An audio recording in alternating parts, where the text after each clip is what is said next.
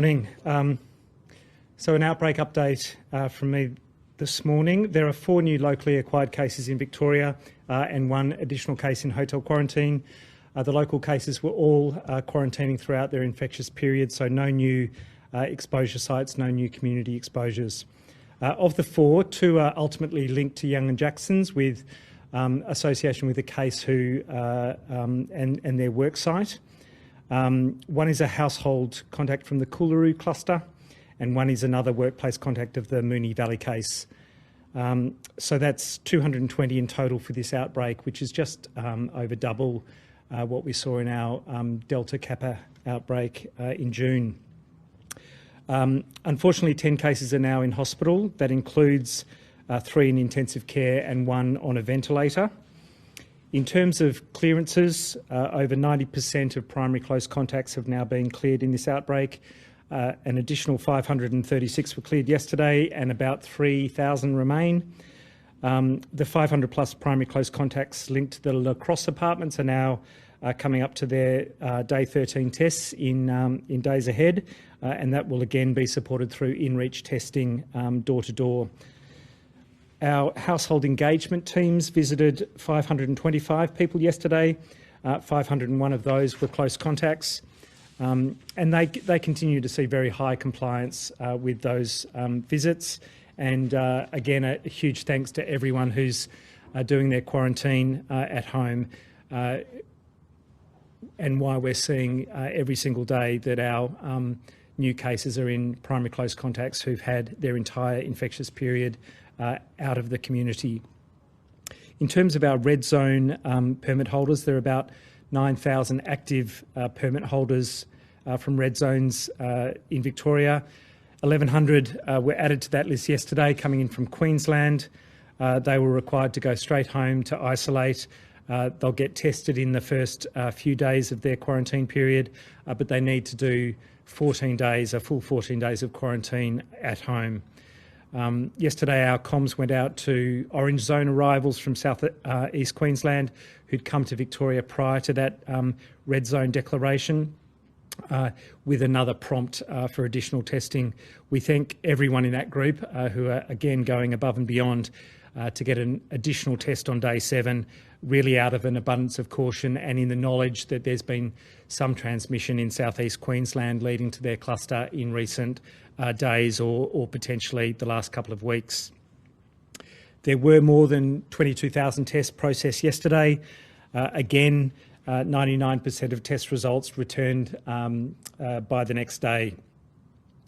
With respect to our vaccination program, 16,591 vaccine doses delivered yesterday across our more than 50 vaccination centres. You'd also be aware the Australian Technical Advisory Group on Immunisation, ATAGI, made a recommendation for COVID-19 vaccine for a select group of adolescents 12 and up, starting next Monday. That includes people with some specific underlying health conditions, people in some remote areas, and all Aboriginal and Torres Strait Islander Victorians who are in that age category. And of course, we'll follow ATAGI's advice and incorporate that into our vaccination program going forward. Although it's fair to say most of this cohort will seek their vaccine through general practitioners or through Aboriginal health settings, but we will work to enable delivery of vaccines in our state-run centres as well. And then finally to check-ins as we're heading back to work, back to the shops and back to hospitality venues. We're really pleased with the increasing number of Victorians who are checking in using QR codes everywhere and every time. If you remember, we had our previous daily record check-in before we went into lockdown on the 15th of July. That was 5.6 million, which then halved the next day as movement really fell away. We now have a new record, more than 6.1 million check-ins recorded this past Saturday on the Service Victoria app. Almost 11 million check-ins in total recorded over the weekend. So it's really becoming a part of our habits, as it should be, a really important part of our contact tracing, and it's played a a very significant role in our ability to track down primary close contacts, people who've gone to exposure sites, and for us to be able to contact them within a very short period of time so that they can quarantine appropriately. So whenever you see that QR code, please check in with the Service Victoria app and help us break that record again this weekend, and indeed every weekend, every day that you're out and about. Happy to take questions. Rapid antigen test, why aren't we using it widely? So the PCR test is a genuine gold standard test. It is the test that has the highest accuracy for both detecting a positive case or a negative case. When we're in a situation, as we are in Victoria, with no cases or virtually no cases, we want a test that tells us that people are negative when they're negative all of the time, as often as possible.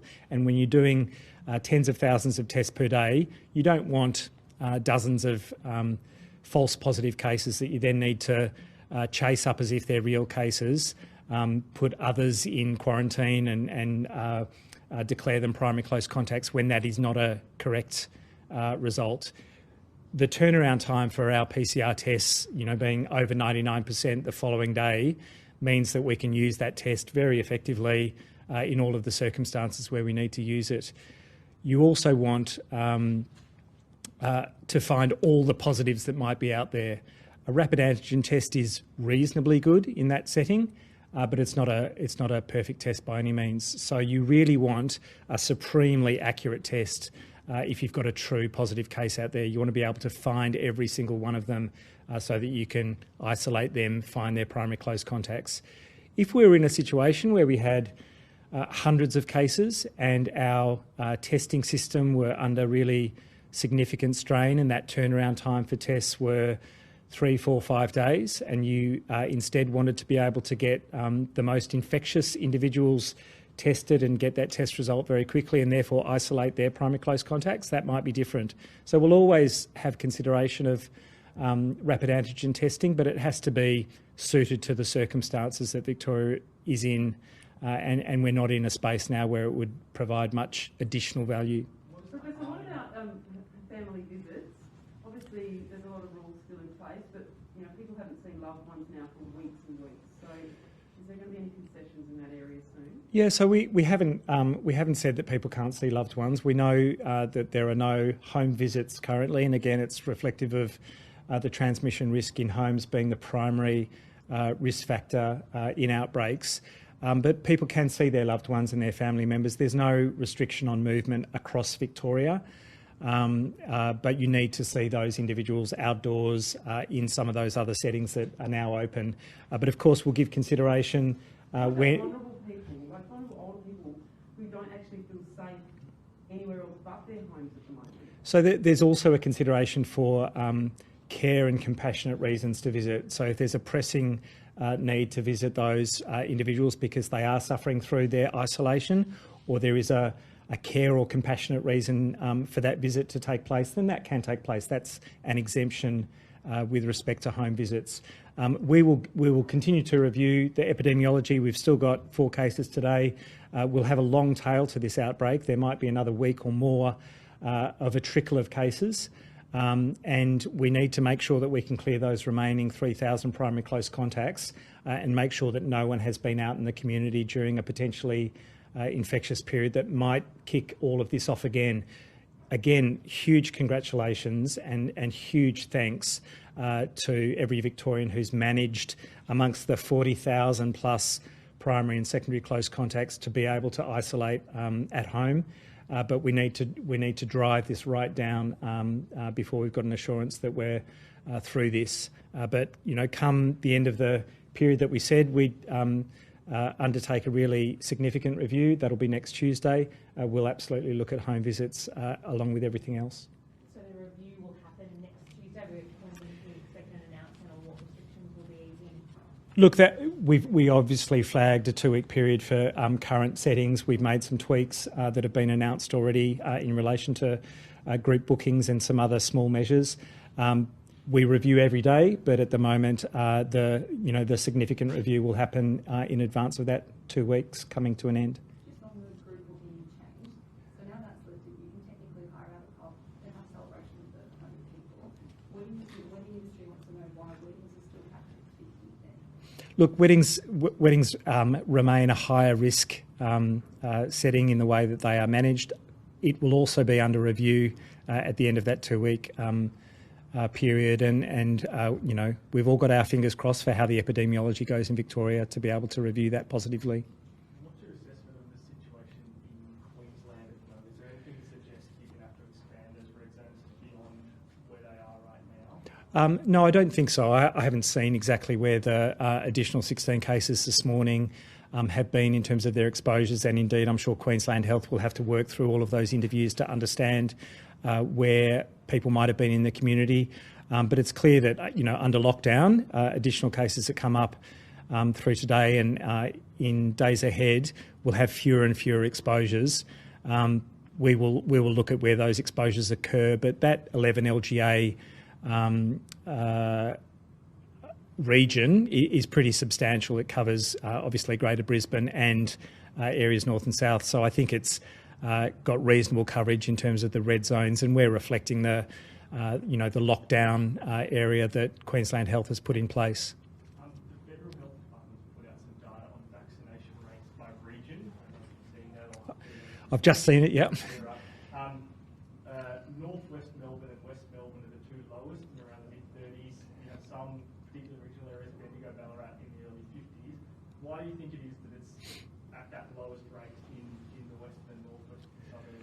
Oh, look, I think overall the story for Victoria is that we've got very good and very high vaccination coverage, again, on a per capita basis, doing as well as any of the big states. So that's a good news story.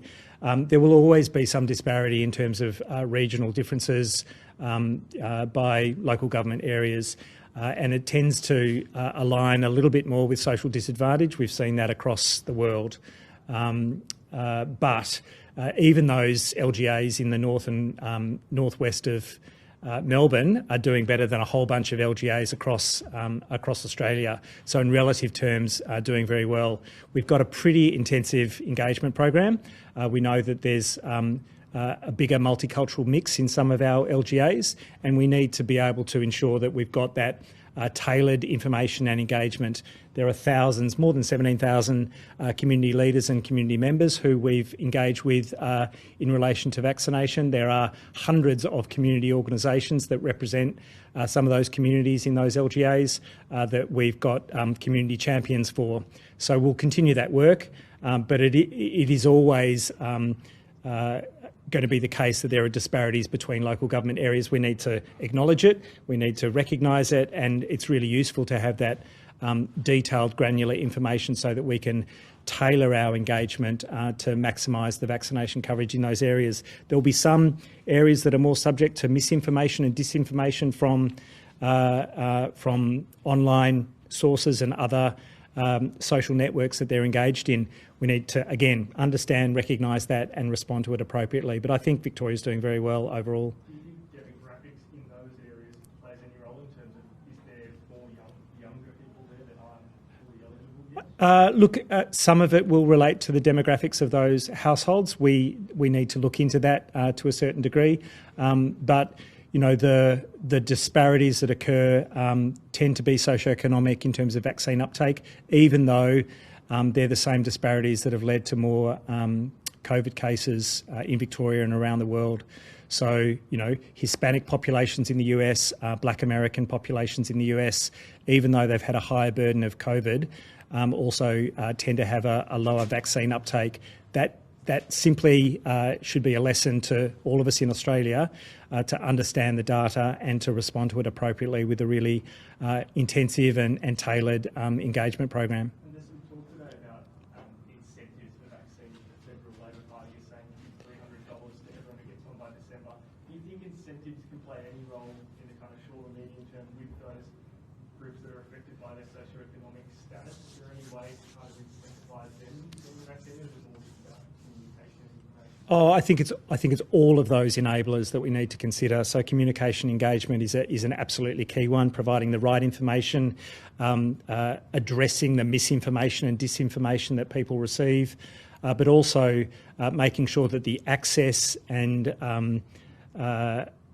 ease of getting a vaccine is really straightforward for people. And then I think incentives absolutely play a role, whether it's lottery, whether it's a cash incentive, whether it's a ticket to something else as a reward. I think all of those things play a role, but you can't have any single intervention in isolation. It needs to be the access, information, engagement and incentives, especially in the medium term. In the short term, I think the demand is higher than supply, so it's not so much of an issue at the moment. We've got 20,000 going through our state-run vaccination hubs every day, just queuing up for the vaccine, and that's about all that can be delivered with the current supply. But when we move into a phase where there's a really plentiful supply, I think that's a time to especially consider what those other incentives and enablers might be. Just on another topic, it's a little bit off topic, but lockdowns, the Ambulance Victoria data has shown an alignment between the lockdowns and call-outs for alcohol-induced harm, and then extrapolating from that, it's an assumption that it's parents trying to grapple with the pressures of lockdown, schooling and so forth. I guess, is that something that figures in your consideration of lockdown, or is your focus purely on preventing people from catching COVID? Are you worried about people drinking their way through lockdown? Oh, look, it's absolutely a concern. We know the stressors that happen through a lockdown. If there were greater choices, and we always look to lockdown as a last resort, but it's not a last resort where you try other things and have them fail. It's a last resort where you need to come to that decision very quickly, and it might be in a 24-hour period. So when you realise that a lockdown has to occur in order to control transmission, you make that choice, and it needs to be in place. All of the harms that occur through lockdown are an awful consequence of that choice. But as we know, if you don't come to that choice at an appropriate time, it can just make it longer and harder. And, that's a consideration for all of those stressors that you're talking about that relate to alcohol abuse, to domestic violence, to self-harm, to suicidal ideation. They are terrible, terrible consequences of what happens in lockdown as people struggle with all of the pressures of juggling family life and work, or losing work, or being stood down from casual hours, and the isolation that comes with that. So they are terrible choices to make, but it is simply a case of doing what's necessary, knowing that the alternative is a longer and harsher lockdown. Just another question on vaccination. Just in light of when advice got 12 to 15-year-olds, do we have a projected time frame of this rollout in Victoria? I'm sorry, just to add on this, would you consider prioritising this cohort over another group in terms of new data that we've seen on increased illness among children? Look, I think we'll need to work it through. It's only just been announced by ATAGI, but we'll need to incorporate it into our vaccine program.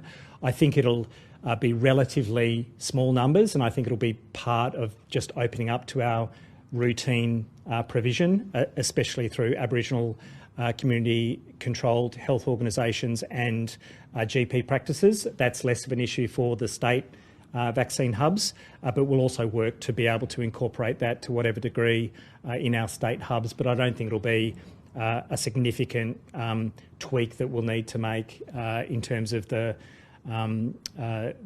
bookings and the opening up. It's a few 100,000 across the country who'll fall into that category of that age group and the pre-existing medical conditions. In terms of prioritisation, I don't know that they are necessarily a greater priority than the priority groups that we need to work through at the moment, but we'll have a look at that through our committee process on vaccine priority groups as well. Is there sufficient data so far to establish that there's a higher transmissibility and higher incidence of serious illness among children? Certainly there's evidence that the transmissibility in children, especially with the Delta variant that is now, essentially what we're talking about for any coronavirus in Australia, it is at least as transmissible as for adult populations. So the idea that kids don't get it as much or don't pass it on as much is probably not true for the Delta variant. severity of illness, I think we still need to look at the data. There is some early data out of the UK, out of Canada and elsewhere that suggests that hospitalisation across the board for adults and potentially for children is greater. But that said, for children, the illness is relatively less severe than for adults, and so there's less hospitalisation and certainly less very significant illness, ICU admissions for children. But it does seem to be a more severe variant, the Delta variant, for hospital admissions across the board. Just in Queensland, the Queensland Show has just introduced a new restriction for grandparents that they're not to go and do caregiving to grandchildren, even if that's a pre-existing arrangement, until they've had both doses, so they're fully vaccinated. Do you think that's appropriate? I think so. It sounds sensible. Again, it's a tough choice to make from a public health perspective, because grandparents appreciate the company of their grandkids and want to be able to provide support to families again during lockdown, but they are the vulnerable group, and for those who are over 65, over 70, they are at greater risk of severe illness. I know the Queensland Chief Health Officer has strongly promoted the vaccine for people over 60 years of age, and they really do need both doses to have that full protection. So I think it's a reasonable approach. Would you look at implementing that? Oh, we've never changed the messaging. We would absolutely encourage everyone in eligible age groups across the board to get the vaccine, to get it as soon as possible. Oh no, we're at a point now epidemiologically in Victoria where there isn't a risk of. In future outbreaks, I think we need to consider it, but I hope that we're at a point, now it's getting over 80% coverage for our oldest age cohorts, which is great for first dose, but we do, want to see as many completing that and having their second dose coverage as possible, and we'll look at the vaccine coverage that we've got and hopefully don't have to consider it in future outbreaks, but it needs to be a consideration in terms of the vulnerability of those age groups to severe illness. Is it going too far, though, given the supply issues? It's putting an extra stress on families, they really do rely on that caregiving? I don't think so for our over 60s. So the AstraZeneca vaccine is what most of them would have had for their first dose. We've got 250,000 doses available in stock, mostly for second doses, but there is no supply issue for the elderly cohorts to get their full vaccine coverage. Should Victorians, it's a bit of an obvious question, but should Victorians feel pretty happy about what they've achieved in the past couple of weeks in terms of getting on top of this? Absolutely. What's happening at the state? Absolutely. You couldn't praise Victorians more for what's been achieved, and we have made comparisons internationally, and I think it was only a month or two ago where I talked about the almost dozen countries that had been free of transmission for the entire duration of the pandemic after their initial waves, who then suffered setbacks and really substantial transmission. So to knock back a Kappa Delta outbreak, another Delta outbreak, various other Delta incursions has been an extraordinary achievement, and it is on the shoulders of all Victorians because you cannot do it without the cooperation of literally millions of people and the tens of thousands in particular who are quarantining as primary close contacts. And I think most of us know someone, a colleague, a friend, a family member who's been affected as a primary or secondary close contact. I know I have. And they all make a sacrifice in doing that, and so you can't thank them enough. Do you know how many people we've had in this outbreak having to isolate? Oh, so it's over 40,000 individuals when you take primary and secondary close contacts. It's something like 44,000. New South Wales has had another 199 cases today. We know obviously Qantas staff are being stood down, so Alan Joyce has come out and said that he's expecting the borders to New South Wales to be closed for another 2 months. Without the benefit of crystal ball, do you think that's a fair assumption? Oh, look, he has to make business choices based on his best predictions, but as you rightly point out, the numbers in Sydney reasonably stable. It's great to see a number that's lower than it's been in recent days, but it's not plummeting, and so all all of those affected in terms of those cross-jurisdictional business operations need to see it in that light. We hope for more substantial downturn in Sydney's numbers. It's for their benefit, it's for Australia's benefit, but it's a slow and hard slog. How would you feel about easing border restrictions with New South Wales if they do reach that target of 50% vaccinated this month? I haven't seen modelling that suggests that 50% vaccination does anything really significant in terms of transmission risk. But if the numbers turn, we'd make judgments on the basis of how many daily cases that Sydney gets rather than a vaccination coverage of 50% per se. And what would you like to see it at? Obviously, it's really hanging around those high 1 to 200. Yeah, look, we would want to see exactly what New South Wales Government wants to see, that those who are in the community, whilst infectious, gets as close to zero as possible. On our fourth new case today, you said that it was a workplace testing worker. Yep. Do you know their relationship? Was it a shared workspace? Do you know if they parked together? So I don't have all of the details, but I understand it was a shared workplace. So no exposure to a public access area, but it was transmission within the workplace. Do you know if they were a traffic controller as well? No, I don't. I don't believe so. So do you want to go through those again, just so we've got it 100% clear, that the young, two from Young and Jackson's, one case of work, Yeah, two from Young and Jackson's, or ultimately from Young and Jackson's, but a workplace of one of the positive cases out of Young and Jackson's. One was a household contact in the Coolaroo cluster, and one is a workplace contact of that Moonee Valley case. All right, thanks very much.